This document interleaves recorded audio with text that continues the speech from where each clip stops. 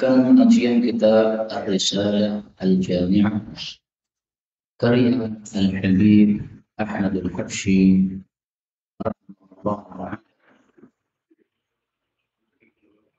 Dan kitab ini sudah kita pelajari sampai pada Kitabul Hajji, dan ini merupakan kitab yang terakhir dalam bab fikih yang dikaji oleh beliau Asy-Syaikh Al-Habib Ahmad Al-Habsyi rahimahullah ta'ala. Kemarin sudah kita bahas rukun-rukun haji, bahwasanya rukun haji yang pertama adalah ihram, yang kedua adalah wukuf di Arafah, yang ketiga adalah tawaf ifadah, yang keempat adalah sa'i Safa Marwah, yang kelima adalah syukur atau gundul. Adapun untuk umrah, maka rukunnya sama dengan haji selain satu, yaitu selain wukuf. Berarti rukun haji ada 5 dan rukun umrah ada 4. Nah, sekarang kita lanjutkan bab berikutnya, wajibatul haji. Kewajiban-kewajiban di dalam haji. Beliau mengatakan, wa wajibatul haji, dan kewajiban-kewajiban di dalam haji. Ada berapa? Ada 5 juga. Yang pertama, al-ihram minal miqati, melakukan ihram dari miqat. Yang kedua, al-mabitu, bermalam di Musdalifah, Lailatul Nahri, pada malam Idul Adha, berarti pada tanggal 10 Dzulhijjah. Wal mabitu, dan bermalam layaliyat tasyrik, pada malam-malam hari tasyrik, di Mina, berarti tanggal 11 sampai 13 Dzulhijjah. Warramyu, dan melempar, yaitu melempar jamrah atau jumrah. Yang kelima, tawaful wada', dan tawaf wada'. Kaum muslimin rahimani wa rahimakumullah. Jadi sebagaimana rukun-rukun haji ada 5, maka kewajiban-kewajiban haji juga ada 5. Kewajiban yang pertama adalah melakukan ihram dari miqat. Jadi ihramnya sendiri termasuk rukun, tetapi melakukan ihramnya dari miqat termasuk wajib.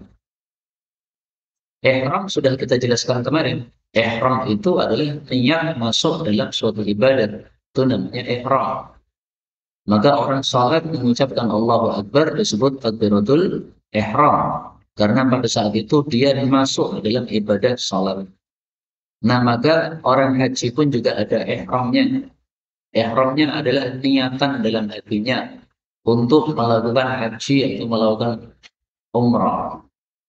Nah, orang yang masuk ke dalam haji dan umrah disunnahkan untuk mengucapkan labbaik Allahumma hajjan al-haji, labbaik Allahumma umratan al-umrah. Ucapannya ini hukumnya sunnah, tapi niatnya dalam hati hukumnya adalah wajib dan termasuk rukun, dan sudah kita bahas kemarin. Nah, ada pun yang wajib di sini melakukan ihramnya di miqat, yaitu miqat makani. Karena miqat ada 2 macam. Ada miqat zamani, yaitu waktu-waktu dibolehkannya kita melakukan haji. Ada 3 waktu, yaitu bulan Syawal, bulan Dzulqa'dah, dan 10 dari Dzulhijjah. Nah, yang dimaksud di sini adalah miqat makani, tempat-tempat yang sudah ditetapkan oleh Nabi bahwa kalau kita melakukan ihram di miqat tersebut. Nah, melakukan ihram di miqat tempat-tempat tadi itu hukumnya apa? Wajib. Sehingga kalau kita melewati miqat sudah terlewat, tetapi belum melakukan ihram, solusinya gimana? Balik lagi ke miqat. Mobilnya sudah lewat, bisnya sudah lewat. Tadi pada waktu kita berhenti di miqat, kita ketiduran misalnya. Nah, begitu bisnya berangkat dari miqat, kita baru bangun, kaget tuh, semuanya sudah ihram, sudah. Kamu belum, saya ketiduran tadi. Nah, balik lagi, bisnya balik ke miqat. Kalau tidak balik gimana? Sopirnya tidak mau nih, nggak mau, salah kamu sendiri tadi tidur, misalnya. Nah, maka dia boleh melakukan ihram setelah melewati miqat, tetapi karena dia meninggalkan kewajiban haji, berarti dia akan mendapatkan denda. Sebagaimana nanti akan kita bahas apa saja hukum-hukum orang yang meninggalkan kewajiban haji. Jadi solusi pertama balik ke miqat. Tidak bisa balik ke miqat, maka lanjutkan perjalanan, lanjutkan ihram di tengah jalan, tapi dia menanggung denda. Kemudian kewajiban yang kedua, al-mabitu bi Musdalifah lailatan nahri. Bermalam di Musdalifah pada malam Idul Adha. Bermalamnya ini meskipun hanya sekejap, 1 menit misalnya, yang penting sudah bermalam. Tapi mulainya adalah pertengahan malam. Pertengahan malam yang kedua. Jadi malam dibagi dua. Dari maghrib sampai subuh. Nah, pertengahan yang kedua, itulah mulai mabit di Musdalifah. Misalnya Anda sampai di Musdalifah jam 2 malam. Jam 2 itu sudah termasuk separuh akhir malam. Kemudian hanya di situ 1 menit saja. Habis itu meninggalkan Musdalifah. Nah, itu sudah sah mabitnya di Musdalifah. Meskipun kalau pengen yang sempurna, maka mabit di Musdalifah sampai subuh, sampai isfar. Isfar itu ketika cuaca ini sudah terang, langit sudah terang, tapi sebelum terbit matahari. Nah, itu isfar. Nah, maka kalau mau sempurna, mabitnya di Musdalifah sampai isfar. Kalau sudah isfar, tinggalkan Musdalifah. Menuju ke tempat di mana kita akan melakukan melempar jumrah. Kemudian kewajiban yang ketiga, mabit pada malam-malam hari tasyrik di Mina. Malam-malam tasyrik. Yang disebut malam-malam tasyrik adalah tanggal 11 sampai tanggal 13. Berarti mabit atau bermalam di Mina berapa hari? 3 hari. 3 hari ini bagi yang melakukan nafar sananya. Bagi yang melakukan nafar awal, berarti mabitnya cuma 2 malam. Mabitnya berapa menit? Kalau Musdalifah tadi cukup 1 menit, cukup sekejap. Kalau untuk di Mina, ini mabitnya adalah aktsarul lail. Kebanyakan malam. Yang dimaksud kebanyakan malam adalah lebih dari separuh malam. Malam sudah saya jelaskan tadi, dari maghrib sampai subuh, itu malam. Nah, kita tinggalnya di Mina harus setengah malam lebih sedikit. Dihitung saja, misalnya maghrib itu jam 6. 7, 8, 9, 10, 11, 12, 1, 2, 3, 4. Anggaplah subuhnya jam 4. Nah, berarti 10 jam. Dibagi 2 berarti 5 jam. Maka minimal kita tinggal di Mina 5 jam lebih sedikit. 5 jam lebih 5 menit. Nah, itu sudah sah tinggal di Mina. Jadi beda antara mabit di Mina dengan di Musdalifah. Kalau di Musdalifah cukup sesaat, sudah sah. Tapi kalau di Mina ini, maka aktsarul lail, tinggallah di situ kebanyakan malam. Kebanyakan malam maksudnya separuh malam lebih. Maka kalau dia tinggal 2 hari di situ, karena nafar awal, nah berarti pada hari pertama tinggal separuh malam lebih. Pada hari kedua tinggal di situ separuh malam lebih lagi. Kalau dia nafarnya nafar tsani, berarti dia tinggal di situ 3 malam. Nah, berarti juga sama. Selama 3 malam, setiap malamnya minimal tinggal setengah malam plus sedikit. Kalau bisa tinggal semalam penuh, nah itu lebih utama daripada hanya separuh malam plus sedikit tadi. Kemudian yang keempat, kewajiban yang keempat adalah ramyun, melempar jumrah. Dan melempar jumrah ini dilakukan pada tanggal 10 Dzulhijjah plus tanggal-tanggal setelahnya. Untuk tanggal 10 Dzulhijjah melempar jumrahnya hanya satu jumrah, namanya jumrah Aqabah. Dilakukannya kapan? Pada waktu duha. Itu untuk tanggal 10 Dzulhijjah. Adapun untuk tanggal 11, 12, 13, maka melempar jumrahnya tiga yang dilempar. Jumrah sughra, jumrah wusta, dan jumrah aqabah. Ada tiga jumrah, semuanya dilempari. Waktunya kapan? Waktunya bukan waktu duha, tapi waktunya adalah zawal, setelah tergelincir matahari. Nah, maka perbedaan melempar jumrah tanggal 10 dengan tanggal-tanggal setelahnya adalah kalau tanggal 10 yang dilempar hanya satu jumrah, jumrah aqabah. Kalau tanggal 11 dan seterusnya yang dilempar tiga jumrah, sughra, wusta, dan aqabah. Ini perbedaan pertama. Perbedaan kedua, kalau tanggal 10 maka melempar jumrahnya di waktu duha. Kalau tanggal 11 dan seterusnya melempar jumrahnya setelah zawal tergelincir matahari. Setelah tergelincir matahari, sesudah sholat duhur atau sebelum sholat duhur, mustahab lebih utama kalau melemparnya adalah sebelum sholat duhur, dengan syarat apabila waktunya longgar. Jadi misalnya, pandangan sudah siap di tempat melempar jumrah. Kemudian mendengar azan zuhur, Allahu Akbar, Allahu Akbar. Nah, biasanya qomatnya itu adalah seperempat jam setelah azan. Nah, berarti Anda masih punya waktu untuk melempar jumrah. Silakan lempar dulu sebelum sholat dulu. Melempar sudah selesai, sughra, wusta, aqabah. Nah, silakan datang ke masjid untuk sholat zuhur berjamaah di masjid. Tapi kalau waktunya tidak longgar, maka sholat zuhur dulu. Misalnya, panjenengan sampai ke tempat melempar jumrah sudah qomat, ya sudah, sholat zuhur dulu saja. Setelah sholat zuhur selesai, baru kemudian dijawab dengan asar, baru kemudian melempar jumrah. Ini semua yang saya sebutkan, waktunya tanggal 10 adalah waktu duha, waktunya tanggal 11 dan seterusnya adalah setelah tergelincir matahari. Ini maksudnya waktu-waktu yang utama saja, tetapi tidak wajib di waktu tadi. Maka para ulama mengatakan melempar jumrah ini waktunya berlanjut terus sampai akhir tanggal 13. Jadi misalnya tanggal 10 ini kita tidak bisa melempar jumrah karena sakit, nggak apa-apa. Melemparnya ditunda. 11, 12 masih sakit. Tanggal 13 baru bisa melempar jumrah.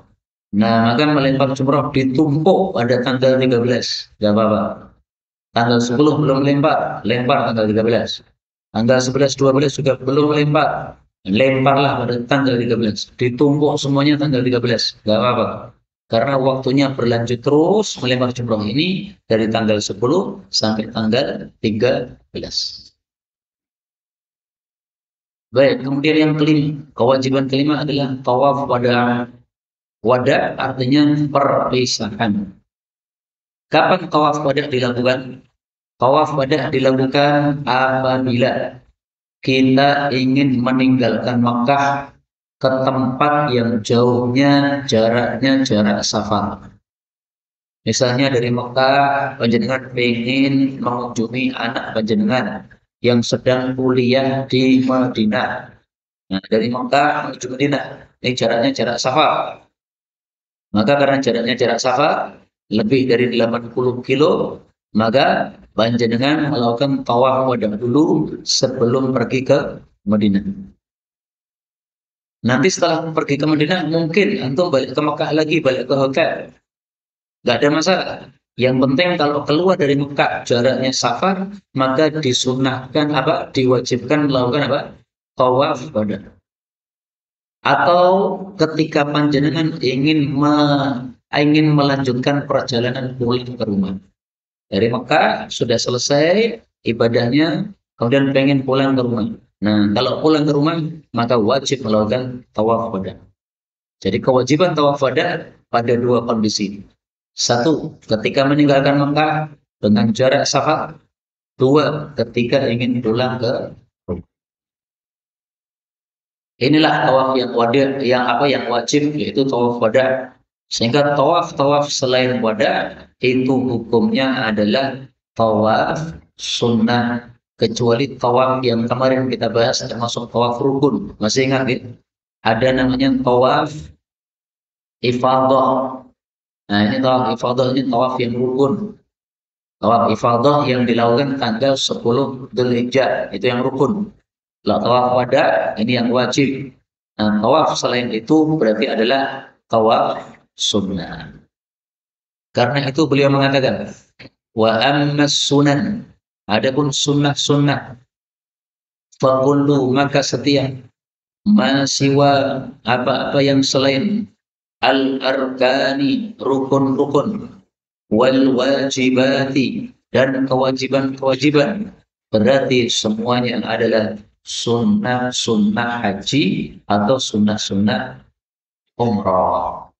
Nah, maka untuk mengetahui mana yang rukun, mana yang wajib, mana yang sunnah, cukup kita menghafalkan 5 saja dan 5 lagi. Rukunnya 5, ini dihafalkan. Wajibnya 5, ini dihafalkan. Nah, selain dari 5 dan 5 ini berarti semuanya apa? Sunnah. Sehingga nggak harus dihafalkan semuanya. Udah dihafalkan 5 sama 5 saja. Selain 5 dan 5 ini berarti sunnah semuanya. Apa contohnya sunnah haji dan sunnah umrah?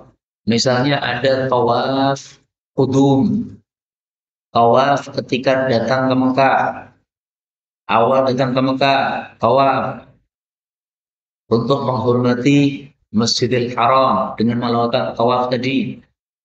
Maka ini termasuk tawaf sunnah. Demikian juga kalau seseorang melakukan tawaf tatawwu', tawaf sukarela, nganggur-nganggur tawaf, nganggur-nganggur tawaf, nganggur-nganggur tawaf. Ini namanya sunnah. Termasuk dari sunnah juga adalah minum air zam-zam. Rasulullah Shallallahu Alaihi Wasallam menghasung kita untuk minum air zam-zam. Beliau bersabda, ma'u zam-zam, air zam-zam, lima syuribalahu, sesuai apa niatan kita minum air zam-zam.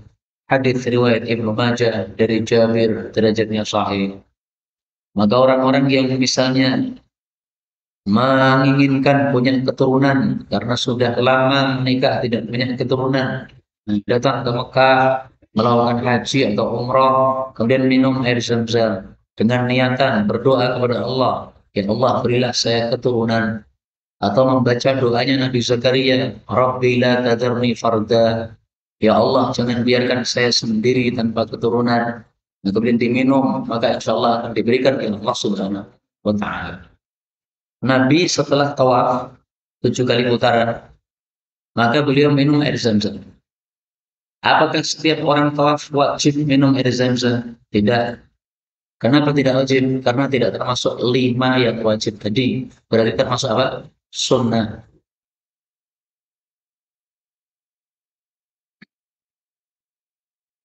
Ada hadis yang mengatakan at-tadallu min ma'i zam-zam.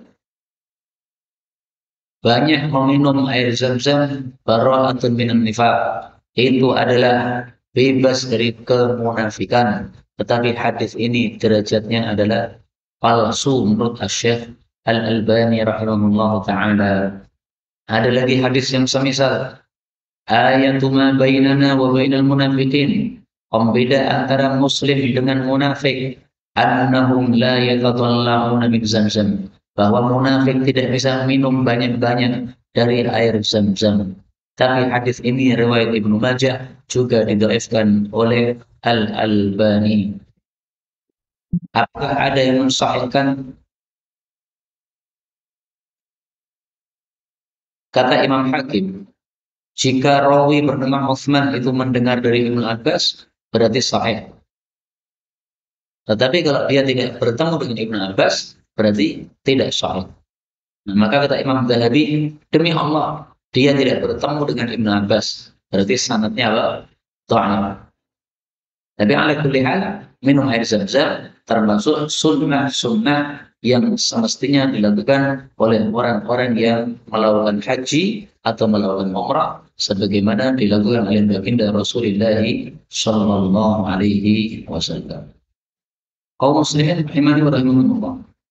Setelah kita mengetahui rukun haji ada 5, wajib haji ada 5, sisanya adalah sunnah-sunnahnya, maka sekarang kita perlu mengetahui hukum-hukum meninggalkannya. Kalau meninggalkan rukun bagaimana? Meninggalkan wajib bagaimana? Meninggalkan sunnah bagaimana? Nah, ini yang kita pelajari sekarang. Ahkamut tark. Faman taraka, maka barang siapa yang meninggalkan ruknan, satu rukun, lam yasihha, tidak sah hajjuhu, hajinya, wala yahillu, dan dia tidak lepas min ihramihi, dari ihramnya, hatta, sehingga dia melakukan bihi, terhadapnya, wala yajburuhu, dan tidaklah menambalnya, tidak bisa diganti maksudnya, namun dengan denda, wala ghairuhu, tidak pula selainnya. Wa thalathatun, dan ada 3 minal arkani, dari rukun-rukun, la tafutuhu, yang tidak lewat terhadapnya, maksudnya dia masih berkesempatan untuk melakukannya, madama, selama hayyan, masih hidup. Apa saja 3 rukun itu? Wahia, dia adalah at-tawaf, melakukan tawaf, was-sa'yu, dan melakukan sa'i, safa marwah, wal halqu, dan gundul. Jadi kalau meninggalkan rukun yang jumlahnya 5, apa saja? 1 ihram, 2 wukuf, kemudian tawaf, sa'i, gundul. Maka kalau meninggalkan salah satu dari 5 ini, konsekuensi pertama, hajinya tidak sah. Coba kita hitung satu-satu. Orang meninggalkan ihram, bagaimana itu? Berarti sama sekali dia belum masuk ibadah haji. Sama dengan orang sholat tidak melakukan takbiratul ihram, sama sekali dia belum masuk ibadah sholat. Meskipun dia ikut gerakan iman, ruku ikut, sujud ikut, tapi tadi pas masuk sholat tidak bertakbir, tidak membaca takbiratul ihram, berarti sholatnya tidak sah. Dia belum masuk ibadah sholat sama sekali.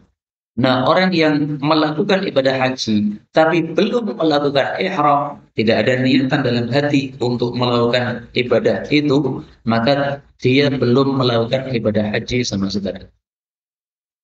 Orang belum melakukan wukuf di Arafah, bagaimana itu? Kalau dia belum melakukan wukuf di Arafah, berarti hajinya tidak sah. Terus bagaimana? Wukuf itu kan tanggalnya tertentu, tanggal 9 Dzulhijjah. Nah, kalau sudah lewat dari tanggal 9 Dzulhijjah, dia sudah tidak bisa wukuf, maka caranya adalah dia tahallul dengan melakukan ibadah umrah. Terus hajinya gimana? Dia pulang belum dapat haji. Terus gimana? Diulangi lagi haji pada tahun depan. Itu kalau tidak sempat melakukan ibadah wukuf di Arafah. Adapun kalau tadi tawaf, sa'i, gundul, maka 3 ini sudah dijelaskan oleh beliau, la tafutuhu madama hayyan, tidak akan melewatinya selama dia masih hidup. Artinya dia masih sempat melakukan 3 rukun haji ini selama masih ada nyawa di tubuh dia. Dia belum tawaf, berarti hajinya belum sah. Gimana caranya? Balik ke Mekah, tawaf dulu. Udah, selesai tawaf, hajinya sah. Dia belum sa'i, padahal sudah balik ke Indonesia. Gimana? Balik lagi ke Mekah sana, lakukan ibadah sa'i. Kalau sudah melakukan ibadah sa'i, sudah balik ke Indonesia, sudah sah hajinya. Belum gundul dia. Nah, kalau belum gundul nggak usah balik ke Mekah, Pak. Gundul di Indonesia juga nggak apa-apa. Jadi semua amalan haji sudah dilakukan, kecuali gundul, dia belum melakukan. Padahal sudah balik ke Indonesia. Loh, rambutmu kok utuh? Loh, memang kenapa? Loh, orang haji kalau sudah selesai wajib gundul atau cukur. Wah, saya nggak tahu nih. Nah, udah langsung pergi ke tukang cukur sana. Jadi untuk tawaf harus di Mekah karena tidak ada tawaf selain di Ka'bah. Nggak ada tawaf sawah, nggak ada. Nih. Kemudian sa'i harus di Mekah karena sa'i hanya ada di Safa Marwah. Tapi kalau gundul ini bebas di mana saja. Sudah balik pulang ke rumah sampai ke Bengkok belum gundul lah, gundul di Bengkok, nggak usah balik ke Mekah. Ini konsekuensi pertama, hajinya tidak sah. Konsekuensi kedua, dia tidak bebas dari ihramnya. Dia belum keluar dari ihramnya sampai dia melakukan. Jadi orang haji belum gundul, berarti dia masih ihram. Kalau masih ihram gimana? Harus pakai baju ihram. Nggak boleh pakai baju biasa, nggak boleh. Oh, dia masih ihram. Sudah balik di Indonesia, meskipun sudah balik di Indonesia, wajib pakai baju ihram. Dia belum tawaf. Nah, selama belum balik ke Mekah, belum tawaf, pakai baju ihram terus. 2 bulan dia belum balik ke Mekah untuk tawaf, berarti 2 bulan itu pakai baju ihram terus. Tidak boleh jima, nggak boleh. Karena orang ihram tidak boleh apa? Hubungan suami istri. Nah, maka kalau belum tawaf, ya segera balik ke Mekah, tawaf diselesaikan, baru balik lagi. Tapi tawafnya tawaf rukun maksudnya. Konsekuensi ketiga, tidak bisa diganti dengan denda, yang bisa. Kenapa? Ini adalah rukun. Sama dengan dalam sholat, rukunnya sholat tidak bisa diganti dengan sujud sahwi. Kenapa? Rukun. Jadi gimana? Harus dilakukan. Misalnya orang sujud baru 1 kali, padahal sujudnya 2 kali mestinya. Selesai sholat diingatkan, Pak, tadi sujudnya baru 1 kali. Oh iya. Nah, kemudian diganti dengan sujud sahwi, nggak bisa. Terus gimana? Tambah 1 rakaat lagi. Karena rakaat yang tadi sudah dianggap batal. Karena dia sudah salah, maka berarti diulangi 1 rakaat lagi. Kemudian, waman tawakal. Barang siapa yang meninggalkan syai'an sesuatu minal wajibati dari kewajiban haji. Apa konsekuensinya? Pertama, sah hajuhu, hajinya. Kedua, walazimahu, wajib bagi dia damun, denda. Konsekuensi ketiga, wa alaihi, dan atas dia ismun, dosa, in jika lan yuhdar, dia tidak dia tidak memiliki uzur. Jadi kalau ada salah satu dari 5 kewajiban haji belum dia lakukan, maka hajinya tetap sah, nggak ada masalah. Sama dengan kalau dalam sholat dia tidak melakukan tahiyat awal karena lupa. Tahiyat awal menurut mazhab Hambali termasuk kewajiban sholat. Dia belum tahiyat awal, tapi lupa sudah sampai berdiri total. Udah, tinggalkan saja, sah sholatnya. Sama juga di sini. Belum melakukan satu kewajiban haji, misalnya haji wada. Sudah pulang ke Indonesia, tapi belum haji wada. Gimana ini? Sah hajinya sudah. Nggak usah balik ke Mekah untuk tawaf wada. Karena tawaf wada hanya wajib saja. Terus gimana cara menggantinya? Diganti dengan denda. Nah, masalah denda di sini tidak disebutkan oleh beliau dendanya apa. Karena masalah denda ini nanti ada perinciannya. Ada denda karena dia melanggar keharaman. Ada denda karena dia meninggalkan kewajiban. Ada denda karena dia berburu-buruan, macam-macam. Nah, maka untuk bab denda sengaja beliau tidak bahas di kitab ini karena kitab ini hanya ringkasan. Kalau kita mau mempelajarinya nanti pada kitab yang lain, insyaallah taala. Kemudian konsekuensi ketiga, dia dosa kalau dia tidak punya wudu. Berarti kalau punya wudu, maka dia meninggalkan kewajiban haji tadi tidak dosa, tapi tetap ada denda. Contohnya apa? Seorang wanita yang haid, mestinya dia mestinya dia melakukan tawaf wada, tapi karena haid nggak boleh tawaf wada. Berarti dia punya wudu. Apakah dia dosa? Tidak dosa. Tapi sesuai dengan Syafi'i, lazimahu damun. Dia harus membayar apa? Denda. Karena tawaf wada termasuk kewajiban-kewajiban haji.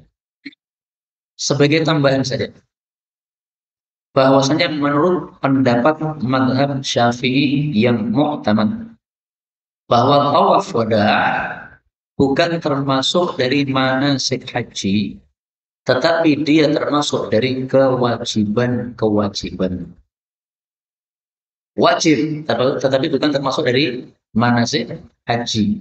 Itu menurut pendapat mu'tamad dari mazhab Syafi'i. Sehingga di sini beliau memasukkan tawaf wada ke dalam kewajiban-kewajiban haji, berarti memasukkannya dalam manasik, ini tidak sesuai dengan pendapat yang mu'tamad dari mazhab apa? Syafi'i. Itu sekedar tambahan saja, nggak begitu penting. Ya. Apa dalil bahwasanya haji wada wajib? Oh, haji wajib. Tawaf wada. Mari kita lihat dalilnya bahwasanya tawaf wada adalah wajib. Rasulullah Shallallahu Alaihi Wasallam memerintahkan kepada para sahabat, umiran nasu, manusia, para manusia diperintahkan oleh Nabi ayyakuna akhiru ahdihim, bahwasanya terakhir yang mereka lakukan di Makkah adalah bil baiti, Ka'bah, tawaf di Ka'bah, yaitu tawaf wada namanya. Illa annahu, hanya saja Nabi khaffafa, meringankan hukumnya anil haid, bagi orang yang sedang haid. Maka orang yang sedang haid, dia tidak harus apa? Melakukan haji wada. Tapi kalau kita mengikuti pendapat buku ini, berarti wajib dia membayar dam. Kenapa? Termasuk dari kewajiban-kewajiban haji. Kalau kita mengikuti pendapat yang lain, bahwasanya haji wada itu bukan termasuk manasik haji. Wajib memang hukumnya, tapi bukan termasuk manasik haji. Berarti kalau ditinggalkan gara-gara haid, tidak perlu membayar apa? Dan nah, ini perlunya saya jelaskan ini supaya paham bahwa memang ada dua pendapat. Kalau mengikuti pendapat bahwa itu termasuk dari manasik haji dan termasuk wajib haji, berarti perempuan yang tidak haji wada, apa yang tidak tawaf wada, dia membayar dan.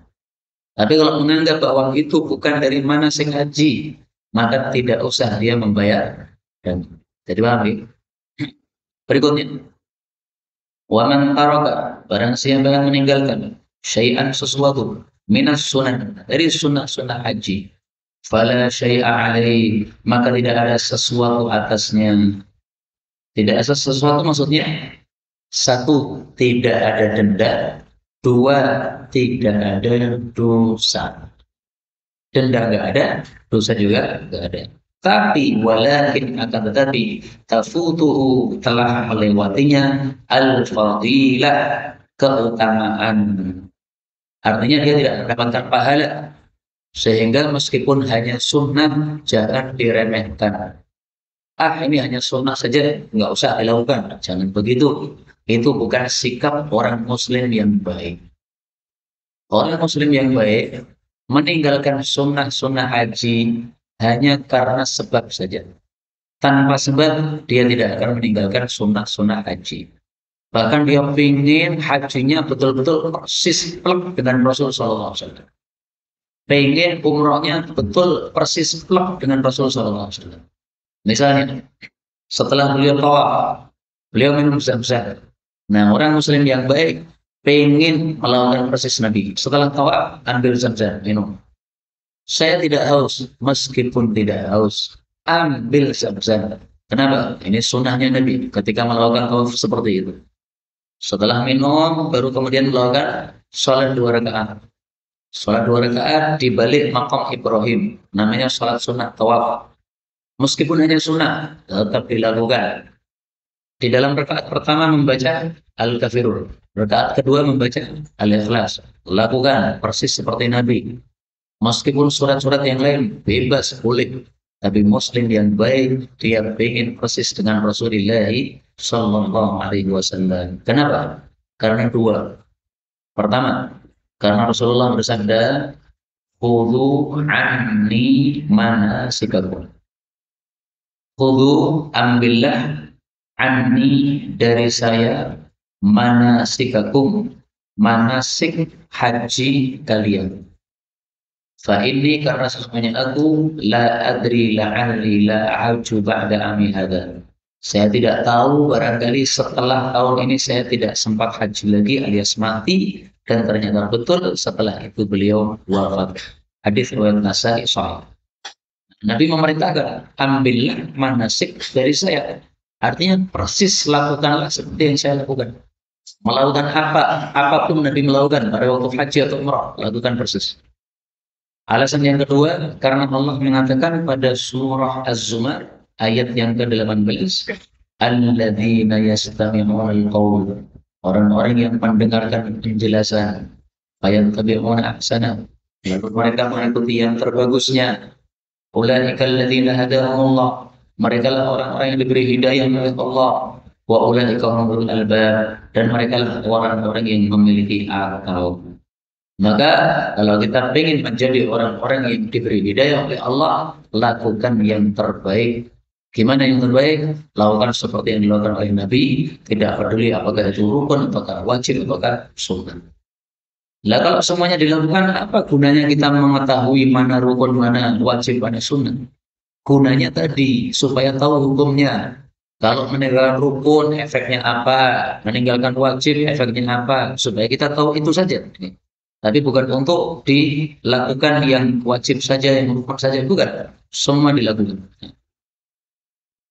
Baik, sudah selesai pembahasan tentang rukun, wajib, dan sunnah. Maka beliau sekarang menutup dengan perkara-perkara yang haram pada saat ihram. Untuk ihram, wa yahrum, dan haram. Satu, menutupi raksir rajul, kepala seorang laki-laki. Wa wajhil mar'ah, dan wajahnya seorang perempuan. Al-muhrimain, yang keduanya melakukan ihram, keduanya yaitu laki-laki dan perempuan tadi. Atau ba'dihima, sebagian dari keduanya.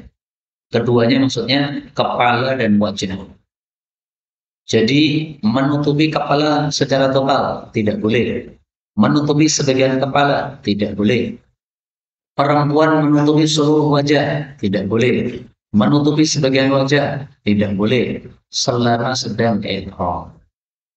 Yang dimaksud tidak boleh menutupi kepala bagi laki-laki adalah tutup yang nempel dengan kepala. Peci nggak boleh, sorban nggak boleh, helm nggak boleh, semuanya nempel kepala. Tapi kalau tidak nempel kepala nggak apa-apa, pakai payung nggak apa-apa. Maka ada orang-orang pakai payung di padang Arafah karena panas sehingga mereka payungan, nggak apa-apa.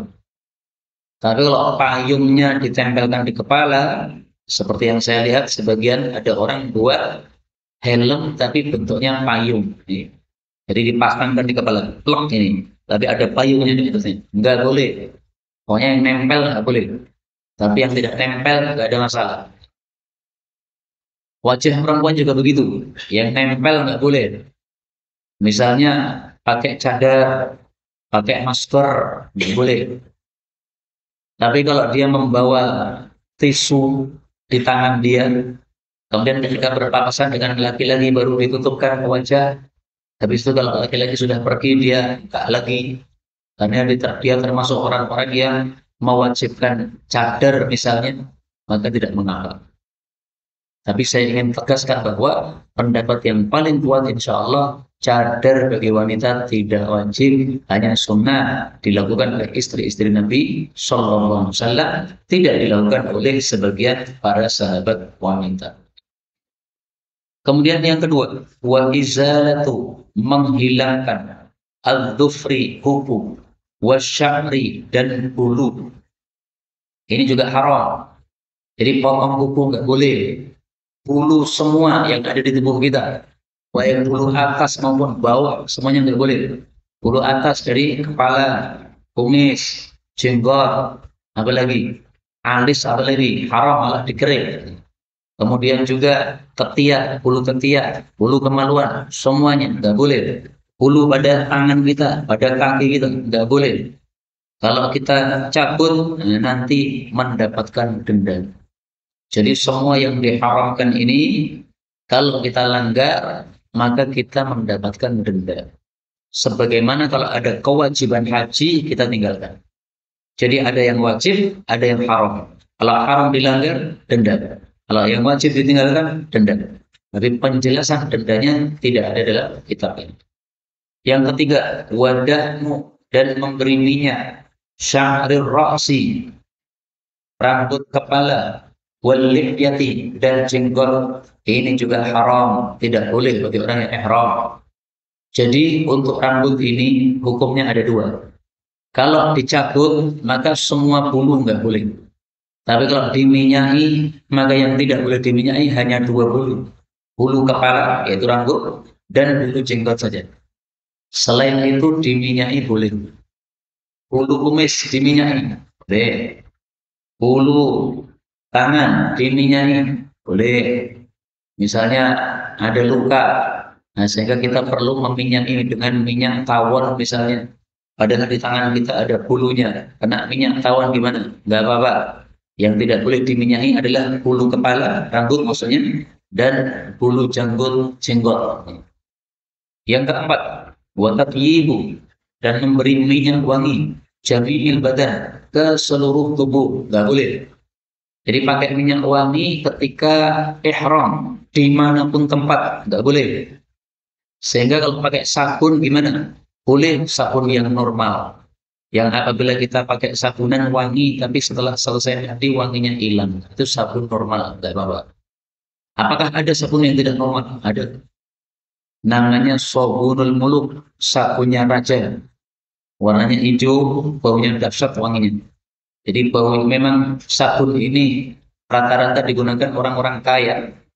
Saya pernah melihatnya dan pernah memakainya. Begitu kita pakai untuk mandi, maka selesai mandi wanginya masih terbau terus. Biasanya orang-orang Arab itu memakainya ketika menikah. Jadi sudah akad nikah selesai, kemudian mau ketemu dengan istrinya yang barusan diakadkan dengan dia, mandi dulu dengan sabunul muluk, sabunnya para raja, wangi badannya. Nah itu nggak boleh untuk orang yang sedang ihram, karena dia meskipun sabun tetapi mengandung minyak wangi, nggak boleh. Yang kelima, wa yahrumu aqdun nikah, dan haram untuk mengadakan akad nikah. Baik akad nikah untuk dirinya sendiri maupun untuk orang lain, nggak boleh. Saya mengakadkan orang lain, yang nikah bukan saya, itu orang lain, nggak boleh. Atau saya diakad nikahkan oleh orang lain, nggak boleh. Ketika sedang ihram. Dan ini pendapat mayoritas para ulama. Menyelisih mereka Al-Imam Al-Bukhari rahimahullah. Imam Bukhari membolehkan orang yang ihram melakukan akad nikah. Dan tampaknya Imam Bukhari di sini pendapatnya menyerupai mazhab Hanafi yang membolehkan hal tersebut. Tapi pendapat yang lebih kuat insyaallah taala tidak boleh orang ihram melakukan akad nikah. Kenapa? Karena Rasulullah Shallallahu Alaihi Wasallam bersabda, al-muhrim la yankih wala yunkih. Orang ihram la yankih, tidak boleh menikah, mengadakan akad nikah. Wala yunkih, dan tidak boleh menikahkan, mengakadkan orang. Wala yakhtub, tidak boleh melamar. Dalam riwayat yang lain ada tambahan, wala yuftaq, dan tidak boleh dilamarkan. Pokoknya semua yang berkaitan dengan nikah, melamar, dilamarkan, mengakadkan atau diakadkan, semuanya tidak boleh bagi orang yang sedang ihram. Hadis riwayat Muslim. Kalau ditanya kenapa sih dilarang? Maka kalau kita perhatikan dari awal sampai akhir tadi, orang-orang ihram itu adalah orang yang sedang ibadah, maka dia disuruh fokus sehingga dia meninggalkan kenikmatan dunia. Menutupi kepala supaya kepanasan, ini kenikmatan dunia. Pakai parfum, ini kenikmatan dunia. Nikah, ini kenikmatan dunia. Bahkan sebagian para orang-orang Arab mengatakan kenikmatan dunia paling dahsyat ada dua. Satu nikah, dua naik kuda. Orang-orang Arab suka naik kuda. Naik kuda dianggap kenikmatan paling dahsyat di dunia setelah menikah. Nah, maka nikah wajar kalau tidak boleh pada saat ihram, parfum saja tidak boleh. Yang keenam, wal jimamu, melakukan hubungan intim suami istri. Wa muqaddimatuhu, dan pendahuluannya. Menyentuh dengan syahwat, mencium, semuanya nggak boleh. Yang ketujuh, wa itlafu, dan membunuh kulli hayawanin, setiap hewan-hewan, beriyin, darat, wahsyiyin, yang liar, makulin, yang halal dimakan. Tidak boleh. Dalilnya apa? Dalilnya dalam Al-Quran. Allah mengatakan, wa hurrima alaikum saydul barri, dan diharamkan atas kalian berburu-buruan darat, madumtum huruma, selama kalian masih ihram. Nah, di sini disebutkan saydul barri, buruan darat. Makanya beliau mengatakan hayawanin barri, hewan darat saja. Jadi kalau hewan laut tidak termasuk. Orang sedang ihram, kemudian melewati pantai, dia mancing, dapat ikan. Nah, ikannya kemudian dimasak, boleh, tidak termasuk melanggar. Karena laut hukumnya berbeda dengan darat. Kemudian harus wahsyiin, binatang yang liar. Binatang yang liar itu bukan yang jinak, yang hidup di sekitar kita. Yang jinak misalnya kambing, kemudian sapi, kemudian unta. Nah, maka orang sedang ihram kan juga melakukan penyembelihan kan? Melakukan penyembelihan, apakah berarti dia melanggar? Enggak. Dia yang disembelih adalah binatang yang tidak wahsy, tidak liar. Kemudian makulin, binatang yang dimakan. Kalau binatangnya tidak dimakan, maka tidak termasuk melanggar dari keharaman-keharaman ihram. Misalnya apa? Misalnya ada ular, kemudian masuk ke kamar kita sementara kita sedang ihram, boleh enggak dibunuh? Boleh. Rasulullah bersabda, khamsun minad dawa, ada 5 dari binatang melata, kulluhunna fasik, semuanya binatang-binatang fasik. Yuqtalna fil haram, boleh dibunuh meskipun di tanah haram.